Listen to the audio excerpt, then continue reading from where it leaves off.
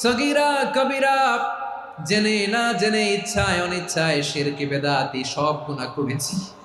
আল্লাহ, আকাশের নিচে জমিনের উপরে আমার চেয়ে বড় গুনাহগার আর কেউ নাই। চোখের পানি ছেড়ে আল্লাহরে বলেন, আল্লাহ, আমি ছাড়া তোমার গোলামের অভাব নাই, তুমি ছাড়া আমার দ্বিতীয় কোনো রব নাই, তুমি ছাড়া তো কেউ আমার গুনাহ ক্ষমা করার নাই, তুমি আমার রব, তুমি আমার সব। বলতে পারবেন? এই তাকরীর আমার পটুয়াখালীর ভাইয়া, এই স্বীকৃতিটা দেখতে আল্লাহ বড্ড ভালোবাসে, কারণ আমরা সবাই গুনাহগার, আমরা সবাই কি? বিশ্বনবী বলেন, কুল্লুকুম খাত্তাউন, বানি আদম, তোমরা সবাই পাপী। সবাই কি? সবাই পাপী। আমরা সবাই পাপী, আপন পাপের বাটখারা দিয়ে অন্যের পাপ মাপি। আমরা যে পাপী এটা ভাবতে মনে চায় না কারো, খালি অন্যের পাপ দেখি আমরা, এটা ভুল।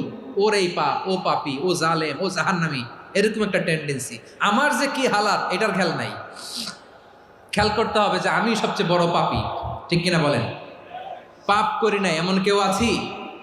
হ্যাঁ, আছি। কেউ না জানলেও জানে কে আমার পাপের ঘটনা? পৃথিবী না জানুক আমি তো জানি, আমি কি পাপ করেছি হায়।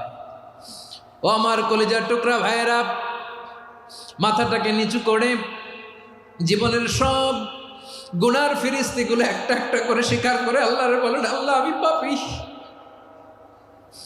আল্লাহ, আমার চেয়ে বড় পাপী এই দুনিয়াতে কেউ নাই। আকাশের নিচে জমিনের উপরে আমার চেয়ে বড় পাপী কেউ নাই। একটা একটা করে আল্লাহ স্বীকার করি আমি পাপী। সব পাপের স্বীকৃতি দিলাম। পৃথিবী না জানুক আমি তো জানি, আমি কি পাপ করেছি হায়। আমার পাপের করলে বিচার, বাঁচার আমার নাই উপায়।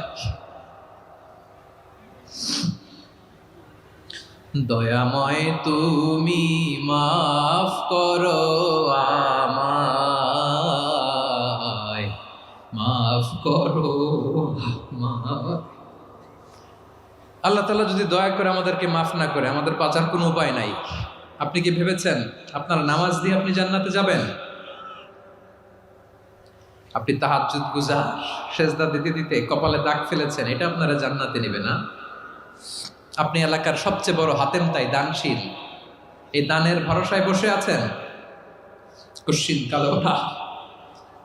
আমাদের নামাজ, আমাদের রোজা, আমাদের ইবাদত, এগুলোকে মিজানের পাল্লায় উঠালে কোনো ওজনই হবে না। তবে আমাদের একটা কৌশল জানা আছে, আমরা আল্লাহর রহমতের ভিখারি। আমরা সেদিন আগেই গুনার স্বীকৃতি দিয়ে দেব।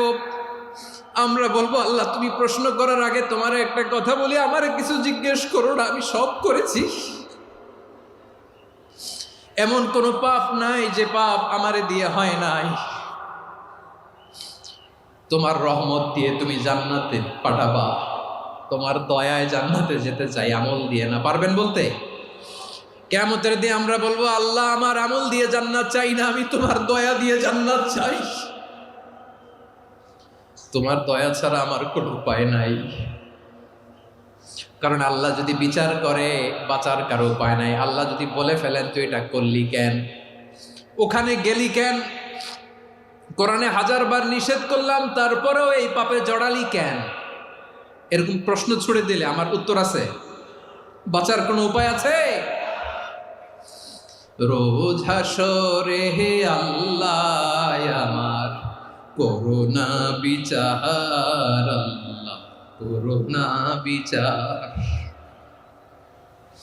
বিচার চাহি না তব দয়া চাহি, এ গুনাহগার, আল্লাহ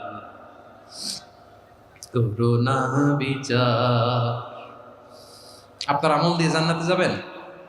কি দিয়ে যাবেন? আল্লাহর দয়া দিয়ে। আল্লাহর রহম আর দয়া ছাড়া কেউ জান্নাতের চেহারাও দেখতে পাবে না। চাইবো একজন সত্তার কাছে, আওয়াজ করে বলুন তিনি কে?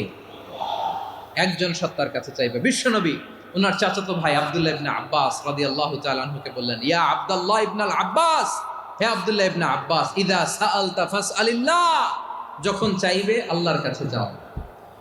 ও আব্দুল্লাহ, যখন চাইবা আল্লাহর কাছে চাও। ওয়া ইযা ইসতাআনতা ফাস্তাইন বিল্লাহ, যখন সাহায্য চাইবা আল্লাহর কাছে ফরিয়াদ করো। জেনে রেখো ও আব্দুল্লাহ, ওয়া'লাম আন্নাল উম্মাতা লাউ ইজতামাআত আলা আন ইয়ানফাউকা বিশাইইন লাম ইয়ানফাউকা ইল্লা বিশাই।